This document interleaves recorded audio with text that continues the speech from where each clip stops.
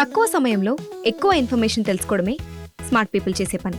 News paper లాంటి clarity, news channels కంటే quality. ఏంటి ఇంకేంటి? 4 Sides TV app download it. నమస్తే, వెల్కమ్ టు న్యూస్ ప్లేస్. బులెటిన్లో ముందుగా హెడ్లైన్స్. హైకోర్టులో కేటీఆర్ లంచ్ మోషన్ పిటిషన్కు అనుమతించిన న్యాయస్థానం.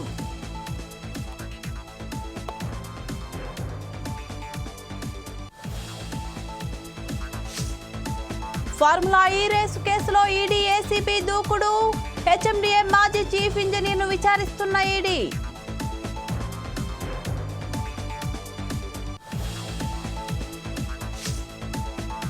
హైడ్రా పోలీస్ స్టేషన్ ఏర్పాటుకు గ్రీన్ సిగ్నల్. బుద్ధ భవన్లో పిఎస్ ఏర్పాటుకు నిర్ణయం.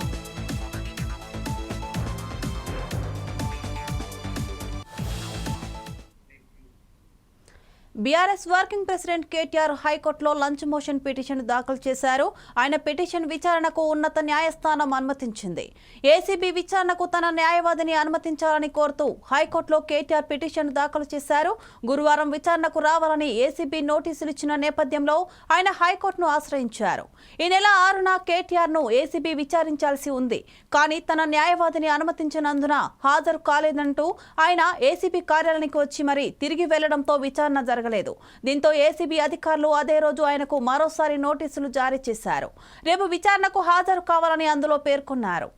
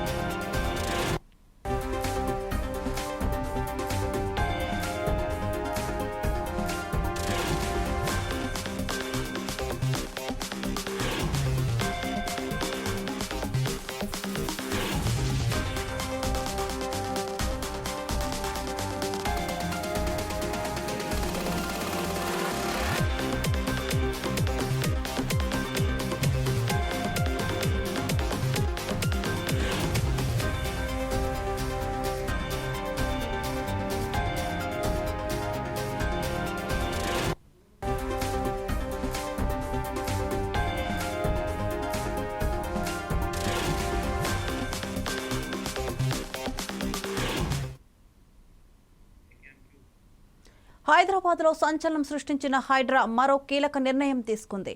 తొలి పోలీస్ స్టేషన్ను బుద్ధభవన్లో ఏర్పాటు చేయనుంది. ఈ మేరకు తెలంగాణ ప్రభుత్వం ఉత్తర్వులు జారీ చేసింది. బుద్ధభవన్లోని బి బ్లాక్లో పిఎస్ ఏర్పాటు చేసేందుకు ప్రభుత్వం అనుమతిచ్చింది. పోలీస్ స్టేషన్కు ఒక ఏసీపీ అధికారి స్టేషన్ హౌస్ ఆఫీసర్గా ఉంటారని ఉత్తర్వుల్లో పేర్కొంది. వివిధ పోలీస్ స్టేషన్లలో కొంత ఇబ్బంది తలెత్తుతున్న నేపథ్యంలో హైడ్రాకు ప్రత్యేకంగా పోలీస్ స్టేషన్ ఏర్పాటు చేసినట్లు హైడ్రా కమిషనర్ రంగనాథ్ తెలిపారు. హైడ్రాకు వచ్చే ఫిర్యాదులకు సంబంధించి ఇకపై హైడ్రా కమిషనర్ సూచనల మేరకు ఈ పోలీస్ స్టేషన్ పరిధిలోనే ఎఫ్ఐఆర్ నమోదు చేసే అవకాశం ఉంటుంది.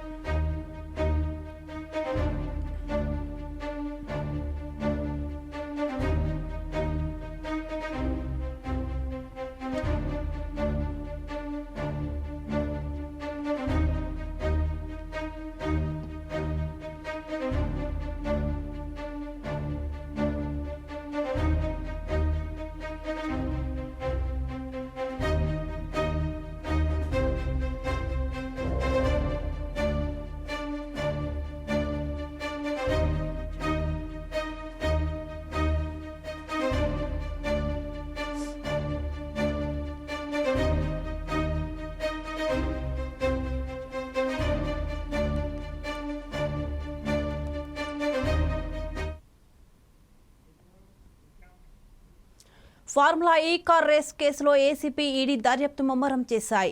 ఈ కేసులో అప్పటి పురపాలక శాఖ ప్రత్యేక కార్యదర్శి అరవింద్ కుమార్ ఏసీపీ విచారణకు హాజరయ్యారు. మాజీ మంత్రి కేటీఆర్ ను విచారించడానికి ముందే అరవింద్ కుమార్ ను ప్రశ్నించడం వల్ల కేసు దర్యాప్తుకు సంబంధించి కీలక అంశాలు బయటపడతాయని ఏసీబీ అధికారులు భావిస్తున్నారు. అలాగే ఈ కేసుకు సంబంధించి హెచ్ఎండిఏ మాజీ చీఫ్ బిఎన్ఎల్ రెడ్డి ఈడీ విచారణకు హాజరయ్యారు. బిఎన్ఎల్ రెడ్డి స్టేట్మెంట్ ను ఈడీ అధికారులు రికార్డు చేయనున్నారు. ఫార్ములా ఈ రేస్ కేసులో ఇప్పటికే కీలకమైన ఆధారాలు బయటపడిన నేపథ్యంలో ఈ రోజు జరిగే విచారణకు ప్రాధాన్యత సంతరించుకుంది. ఇప్పటికే ఐఏఎస్ అధికారి అరవింద్ కుమార్ ఏసీబీ కార్యాలయానికి చేరుకోగా కాసేపటి క్రితమే ఏసీబీ విచారణ ప్రారంభమైంది.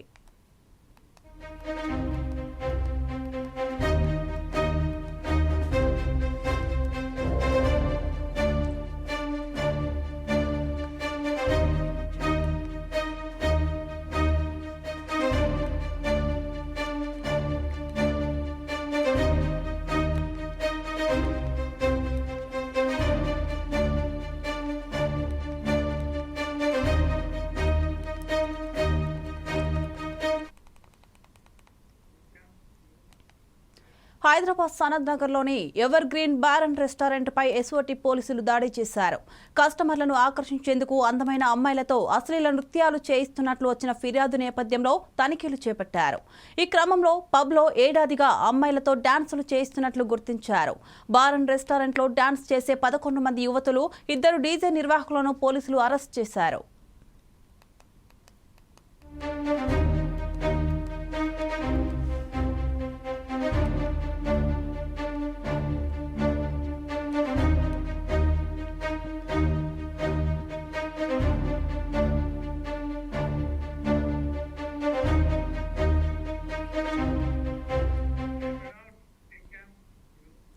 శ్రీ సత్యసాయి జిల్లా ముదిగుబ్బ మండలంలోని కేంద్ర బృందం పర్యటిస్తోంది. జొన్నల కొత్తపల్లి గ్రామంలో వర్షం లేక ఎండిపోయిన పంటలను పరిశీలించింది. వేరుశనగ, కంది, ఉలవ వివిధ పంటలను పండిస్తున్న రైతులతో కేంద్ర బృందం సభ్యులు చర్చించారు. వర్షాభావ పరిస్థితుల వల్ల తీవ్ర సంక్షోభం ఎదుర్కొంటున్నామని రైతులు ఆవేదన వ్యక్తం చేశారు.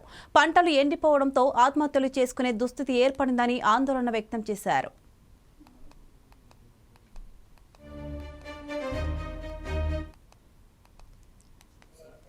సిబ్బంది అందరం కలిసి మహమ్మదాబాద్ క్రాస్ వద్ద వాహనాలు తనిఖీ చేయించుండగా మహమ్మదాబాద్ నుండి ఒక 2 వెహికల్, సుమో, ఒక కారు అతి వేగంగా రావడం గమనించడం జరిగింది. వేగలు ఆపడం జరిగింది. అందులో ఆపకుండా పోయే ప్రయత్నంలో వాళ్ళని పట్టుకోవడం జరిగింది. అందులో విచారిస్తే ఒక వెహికల్లో ఒక 30 పర్సన్స్, ఒక వెహికల్ 2 ఉన్నారు. ఇందులో మెయిన్ ఈ ట్రాన్స్పోర్టర్ జనార్దన్, నల్లమడకు చెందిన జనార్దన్ మెయిన్ ట్రాన్స్పోర్టర్ తెలిసింది. ఇతను చుట్టుపక్కల మండలాల్లో కర్ణాటక మధ్యంలో తక్కువ ధర కర్ణాటకలో కొని అధిక మొత్తంలో చుట్టుపక్కల గ్రామాల్లో అమ్మడం జరుగుతుంది.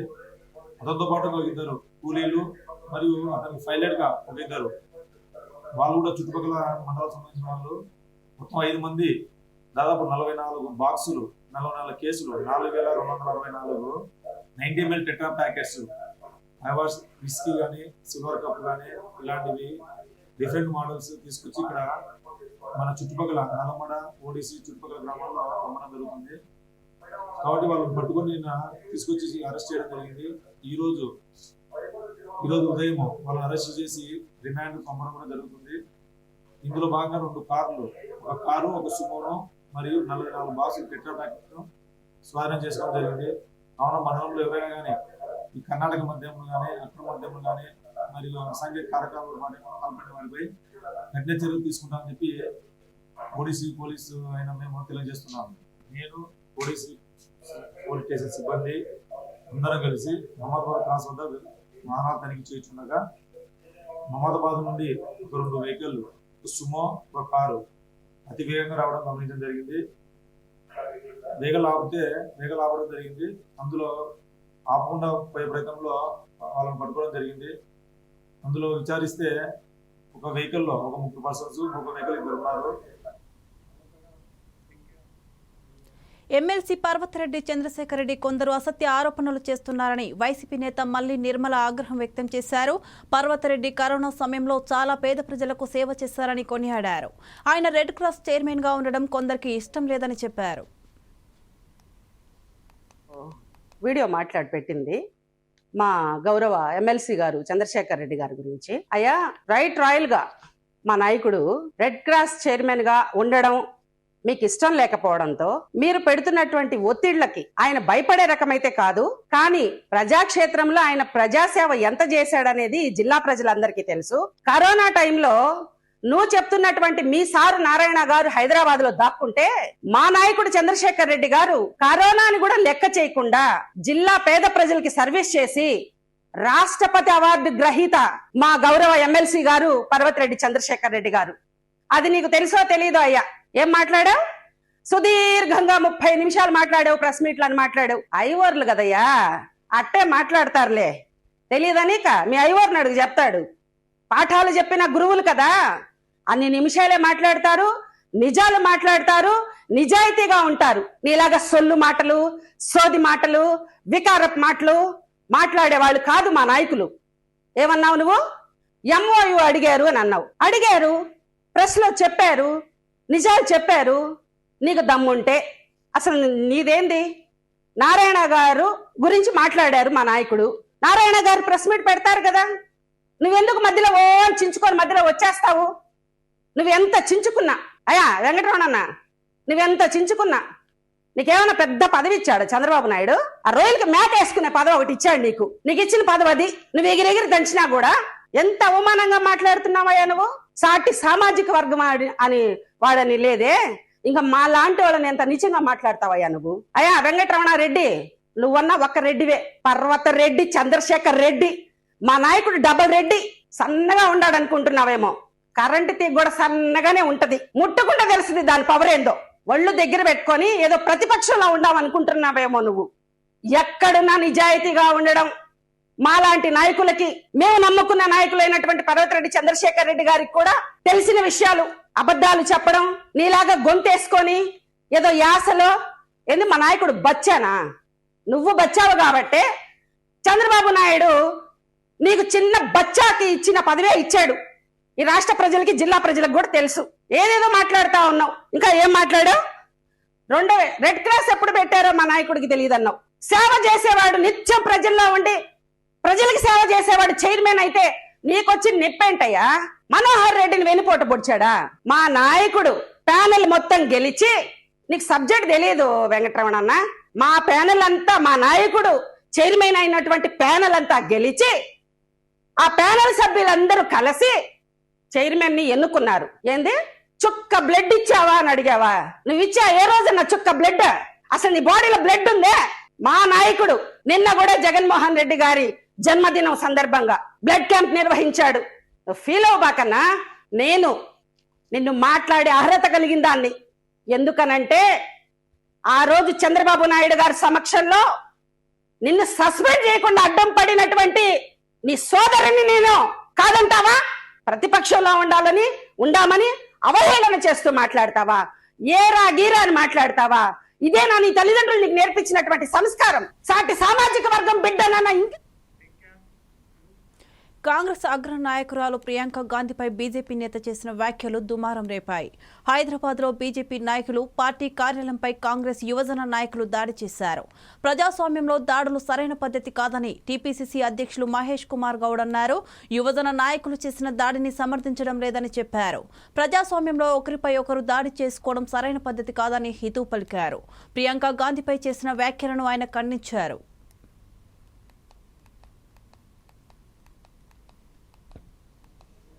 బీజేపీ నాయకుడు చేసినటువంటి కామెంట్స్ మీద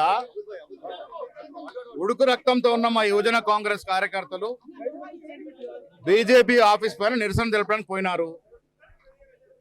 తర్వాత సమన్వయం కోల్పోయినటువంటి బీజేపీ నాయకులు పకడ్బందీగా గాంధీ భవన్ మీద దాడులు చేయించినారు. నేను చెప్పేది ప్రజలకు ఇచ్చే సందేశము, ఎవరు కూడా వేరొకరి ఆఫీస్ మీద దాడులు చేయడం అనేది సమంజసం కాదు ప్రజాస్వామ్యంలో. కానీ ప్రియాంక గాంధీ మీద చేసిన కామెంట్స్ మాత్రం తీవ్రంగా ఖండించాల్సినవే. దానికి నిరసన తెలిపే విధానం, నిరసన తెలపాల్సిన అవసరం ఉన్నది. ఇలా యువజన కాంగ్రెస్ మిత్రులు ఉడుకు రక్తంతో పోయినారు. కానీ నా ఉద్దేశంలో ఒక పార్టీ వారు ఇంకొక పార్టీ ఆఫీస్ మీద దాడి చేయడం సబబు కాదు అనేది నా ఉద్దేశం. వారు కూడా గాంధీ భవన్ మీదకి వచ్చి నానా యాగి చేసినారు, అది కూడా తప్పే, దాన్ని కూడా ఖండిస్తూ ఉన్నాను. ఇరువైపులా సమన్వయం పాటించాల్సిన అవసరం ఉన్నది. కానీ మళ్ళా చెప్తున్నా మిత్రులారా, ప్రియాంక గాంధీ మీద చేసినటువంటి కామెంట్స్ మాత్రం క్షమించరానివి.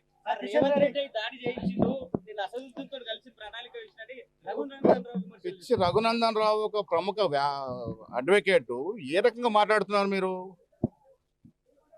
యువజన కాంగ్రెస్ వారు బీజేపీ వైపు పోయినారని తెలియగానే ముఖ్యమంత్రి నాకు ఫోన్ చేసినారు. నేను వివరాలను తెలుసుకోవాల్సిందిగా. ముఖ్యమంత్రి కానీ మేము కానీ పరిపూర్ణమైన ప్రజాస్వామ్యం నమ్ముకున్న వ్యక్తులం. ఏది వస్తే అది ఇష్టం వచ్చినట్టు మాట్లాడడం బీజేపీ నాయకులకు అలవాటు అయిపోయింది. ముఖ్యమంత్రి గారు నేను విరువురం కూడా ఎవరి మీద దాడి చేయడానికి కూడా ప్రోత్సహించాం. ఇది మాకున్నటువంటి ఒక కమిట్మెంట్. కిషన్ రెడ్డి గారి నాయకత్వం గట్టిగా ఉంటే సీట్లు గెలవాలి కదా. వారు మాట్లాడడానికి అర్థమేముంది? ఏదేమైనా ప్రజాస్వామ్యంలో సార్ కిషన్ రెడ్డి గారు మాట్లాడినా, మహేష్ గౌడ్ గారు మాట్లాడినా ఒక పద్ధతి ప్రకారం రాజకీయాలు చేసుకోవాలి. కిషన్ రెడ్డి గారికి కనీసం ఖండించాల్సిన అవసరం ఉంది కదా. ఇవాళ ప్రియాంక గాంధీ మీద ఒక బీజేపీ నాయకుడు, అందులో పార్లమెంటుకు పోటీ చేసిన నాయకుడు ఆ రకంగా మాట్లాడితే కేంద్ర మంత్రిగా ఉన్న కిషన్ రెడ్డి గారు దాన్ని ఖండించాల్సినటువంటి బాధ్యత లేదా వారికి? యువజన కాంగ్రెస్ నాయకులు ఎందుకు క్రోధక్తులైనారు? వారు చేసిన కామెంట్స్ ఆ రకంగా ఉన్నాయి. అయినప్పటికీ కూడా మేము ఇలాంటి దాడులు ప్రోత్సహించమని మాట చెప్తా ఉన్నాం. నేను కానీ ముఖ్యమంత్రి గారు చెప్తా ఉన్నాం. అడ్డంగా దొరికిపోయినారు, నేను జైలుకు పోవడానికి సిద్ధంగా ఉన్నాననే మాట చెప్పినారు. మళ్ళీ కోర్టులు ఆశ్రయించి తప్పుకునే ప్రయత్నం చేస్తా ఉన్నారు. ఇది ప్రజలకు అర్థమైంది.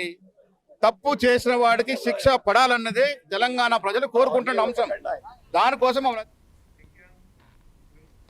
భూపాలపల్లి జిల్లా మహదేవ్పూర్ మండలంలో ఉద్రిక్తత నెలకొంది. చిన్న కాళేశ్వరం కెనాల్ పనులను రైతులు అడ్డుకున్నారు. సమాచారం తెలుసుకున్న పోలీసులు అక్కడకు చేరుకుని రైతులను చెదరగొట్టే ప్రయత్నం చేశారు. ఈ క్రమంలో పోలీసులకు రైతులకు మధ్య వాగ్వాదం జరిగింది. పొలాల్లో పోలీసులు భారీగా మోహరించారు.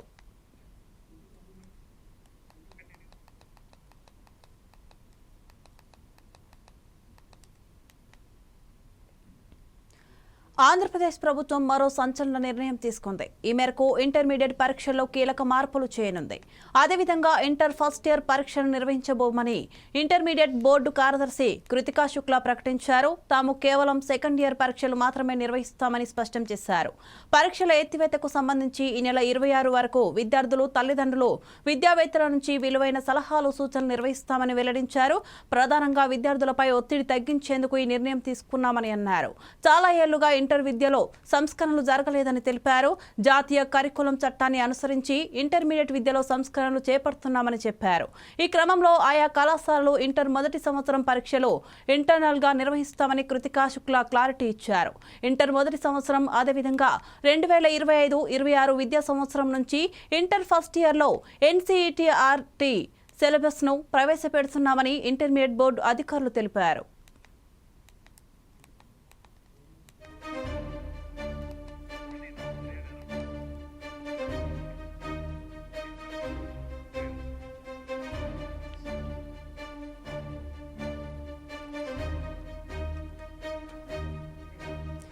దీనిపై మరింత సమాచారం మా ప్రతినిధి సూర్య అందిస్తారు. సూర్య, చెప్పండి. శ్రీలత, ఆంధ్రప్రదేశ్ రాష్ట్ర ప్రభుత్వం మరో సంచలనాత్మకమైన నిర్ణయం తీసుకుంది. ఇది విద్యా వ్యవస్థకు సంబంధించినది. ఏదైతే కాలానుగుణంగా విద్యలో మార్పులు తీసుకురావాల్సిన అవసరం ఉందో దానికి అనుగుణంగా ఈ రోజు ఒక మంచి శుభవార్త చెప్పిందని చెప్పొచ్చు. అంటే ఇంటర్మీడియట్ పరీక్షలో కీలకమైన మార్పులు అని చెప్పుకోవచ్చు. ఇది అదే విధంగా ఇంటర్ ఫస్ట్ ఇయర్ పరీక్షలు ఇక మీద నిర్వహించబోమంటూ ఇంటర్మీడియట్ బోర్డు కార్యదర్శి కృతికా శుక్లా అనేది ఈ రోజు ప్రకటించారు. నిజానికి గత 10 సంవత్సరాలుగా విద్యా వ్యవస్థలో ఎటువంటి మార్పులు, సంస్కరణలు అనేవి జరగలేదు.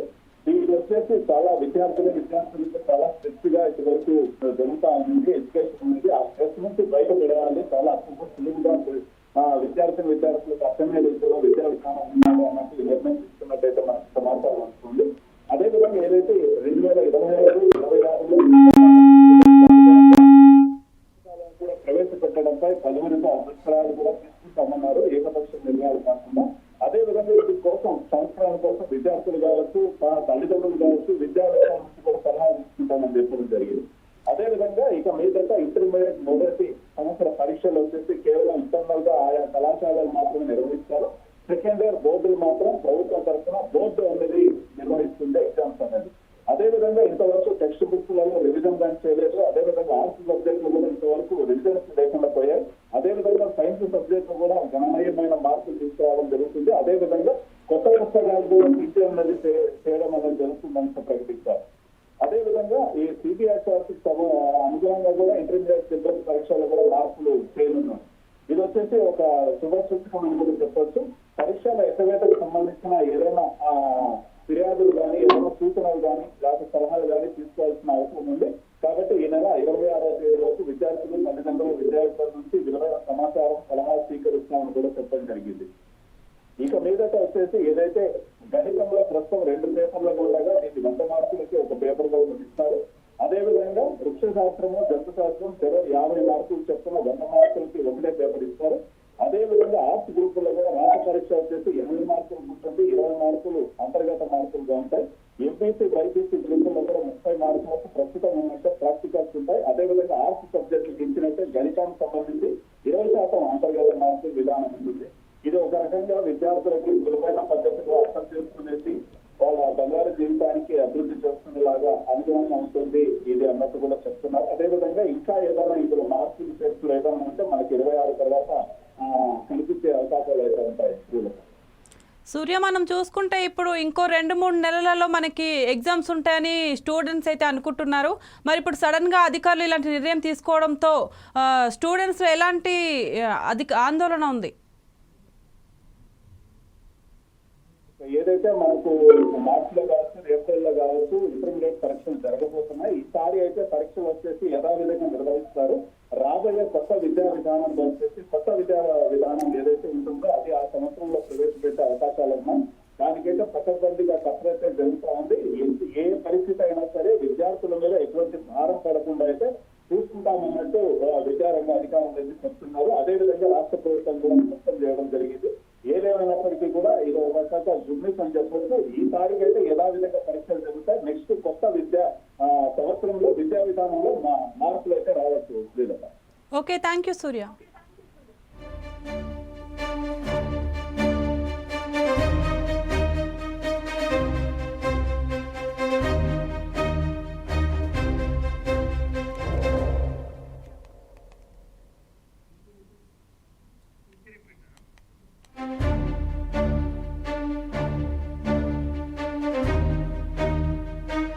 బులెటిన్లో బ్రేకింగ్ న్యూస్ చూసుకుందాం. ఆంధ్రప్రదేశ్ ప్రభుత్వం మరో కీలక నిర్ణయం తీసుకుంది. ఈ మేరకు ఇంటర్మీడియట్ పరీక్షల్లో కీలక మార్పులు చేయనుంది. అదేవిధంగా ఇంటర్ ఫస్ట్ ఇయర్ పరీక్షలు నిర్వహించబోమని ఇంటర్మీడియట్ బోర్డు కార్యదర్శి కృతికా శుక్లా ప్రకటించారు. తాము కేవలం సెకండ్ ఇయర్ పరీక్షలు మాత్రమే నిర్వహిస్తామని స్పష్టం చేశారు. పరీక్షల ఎత్తివేతకు సంబంధించి ఈ నెల 26 వరకు విద్యార్థులు, తల్లిదండ్రులు, విద్యావేత్తల నుంచి విలువైన సలహాలు, సూచనలు నిర్వహిస్తామని వెల్లడించారు. ప్రధానంగా విద్యార్థులపై ఒత్తిడి తగ్గించేందుకే ఈ నిర్ణయం తీసుకున్నామని అన్నారు. చాలా ఏళ్లుగా ఇంటర్ విద్యలో సంస్కరణలు జరగలేదని తెలిపారు. జాతీయ కరికులం చట్టాన్ని అనుసరించి ఇంటర్మీడియట్ విద్యలో సంస్కరణలు చేపడుతున్నామని చెప్పారు. ఈ క్రమంలో ఆయా కళాశాలలు ఇంటర్ మొదటి సంవత్సరం పరీక్షలను ఇంటర్నల్ గా నిర్వహిస్తాయని కృతికా శుక్లా క్లారిటీ ఇచ్చారు. ఇంటర్ మొదటి సంవత్సరం అదేవిధంగా 2025-26 విద్యా సంవత్సరం నుంచి ఇంటర్ ఫస్ట్ ఇయర్ లో ఎన్సీఈఆర్టీ సిలబస్ ను ప్రవేశపెడుతున్నామని ఇంటర్మీడియట్ బోర్డు అధికారులు తెలిపారు.